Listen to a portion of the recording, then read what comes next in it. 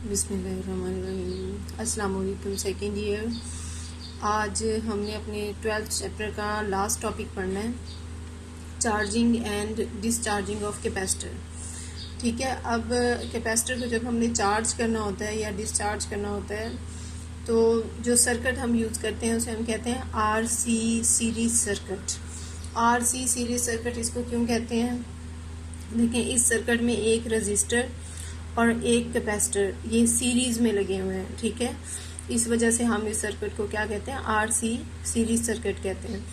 अब ये जो रजिस्टर है और कैपेसिटर, इसको सीरीज में लगा के फिर इस रजिस्टर का एक एंड आपने बैटरी के पॉजिटिव टर्मिनल से जोड़ देना है और कैपेसिटर का जो दूसरा एंड है वो बैटरी के नेगेटिव टर्मिनल से जुड़ जाएगा।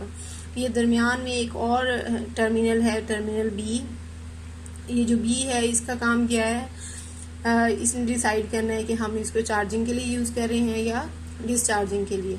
देखें, ये एक है टर्मिनल ए है, ये बी है और ये स्विच है। तो अब देखें, स्विच जो है ना इसको हम ए टर्मिनल के साथ जोड़ेंगे पहले, तो इस तरह ये बी वाला पाथ दरमियान में से निकल जाएगा। कौन सा पाथ आ जाएगा? ये बैटरी वाला। तो ये ऐसे सर्किट बन गया हमारा, रजिस्टर, कैपेसिटर, स्विच और बैटरी, ये सारे क्या हैं? एक सीरीज सर्किट में लगे हुए हैं। ठीक है, तो अब जब ये इस तरह जुड़ जाएंगे तो बैटरी की तरफ से करंट फ्लो करना शुरू हो जाएगा। किसकी तरफ? रजिस्टर की तरफ, और रजिस्टर के थ्रू ये कैपेसिटर के पास। तो ये पॉजिटिव साइड जहाँ पे जुड़ी हुई है उस प्लेट पे पॉजिटिव चार्ज जमा होना शुरू हो जाएगा और जिस साइड पे नेगेटिव टर्मिनल जुड़ा हुआ है उस साइड पे नेगेटिव चार्ज जो है ये देखें जमा होना शुरू हो गया। ठीक है, अब देखिए चार्जेस जो है ना पहले बहुत तेजी से जाएंगे क्योंकि शुरू में ये प्लेट पे कोई चार्ज नहीं है।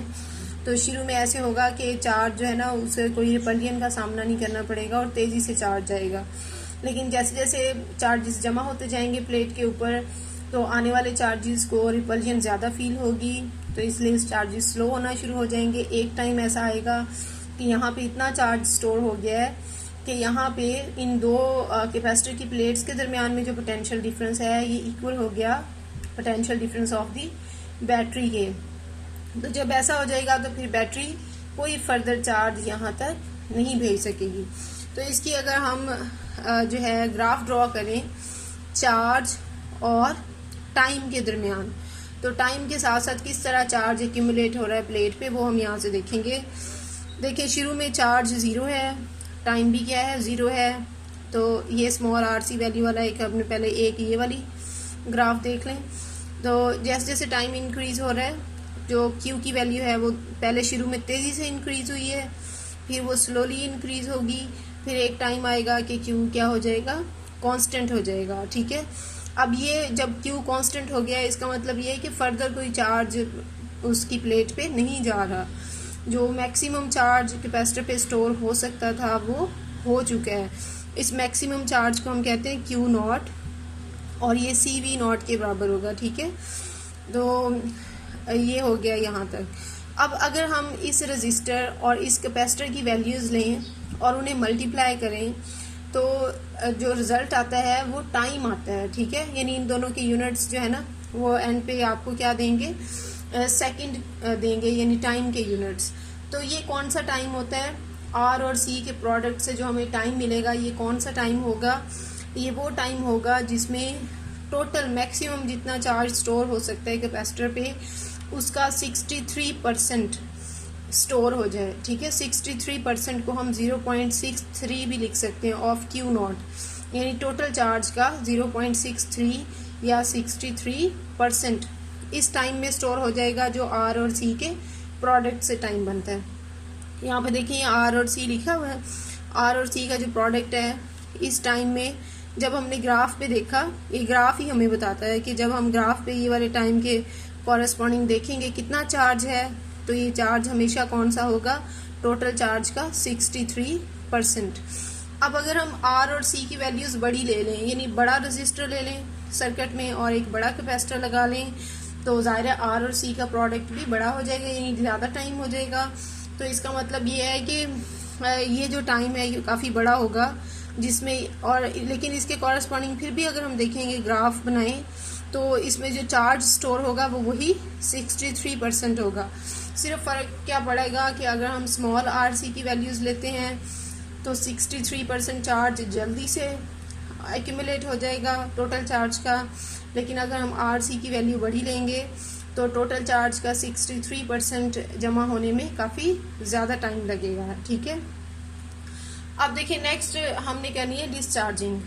अब एक दफ़ा कैपेसिटर अगर फुली चार्ज हो गया तो आपने क्या करना है, ये स्विच जो है इसे A से हटा देना है, यानी A टर्मिनल के साथ इसका कनेक्शन ख़त्म कर दें। तो ये बैटरी इस रास्ते में से निकल जाएगी, इस सर्किट में से, इसका आप कोई रोल नहीं रह जाएगा।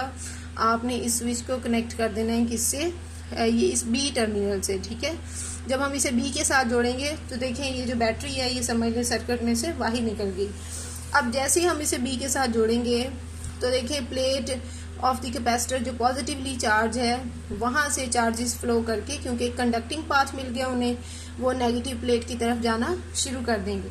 इस टाइम कैपेसिटर ऐसे ही एक्ट कर रहा है जैसे ये बैटरी हो, जैसे पहले बैटरी की वजह से करंट फ्लो कर रहा था, अब ये कैपेसिटर की वजह से कर रहा है। तो capacitor will act like a battery और it will supply current to the circuit, और जब ये करंट इस रजिस्टर में से गुजरेगा तो ये रजिस्टर कोई पंखा हो सकता है, कोई लाइट हो सकती है, कोई और इलेक्ट्रिकल अप्लायंस हो सकती है, तो ये उसको एनर्जी देता है, इलेक्ट्रिकल एनर्जी जो ये यूटिलाइज करके ऑन ऑफ हो सकती है। ठीक है, अब जब ये डिस्चार्ज हो रहा है तो हम इसका ग्राफ ड्रॉ करें तो ऐसे होगा कि देखें ये वाला जो ग्राफ है, शुरू में मैक्सिमम चार्ज है जब टाइम 0 है, तो मैक्सिमम चार्ज है। जैसे जैसे चार्जेस फ्लो करेंगे ज़ाहिर चार्ज की वैल्यू जो इस कैपेसिटर की प्लेट पे है वो कम हो रही है, तो ये चार्जेस जो है ना शुरू में तेज़ी से कम होते हैं और फिर बाद में आहिस्ता आहिस्ता।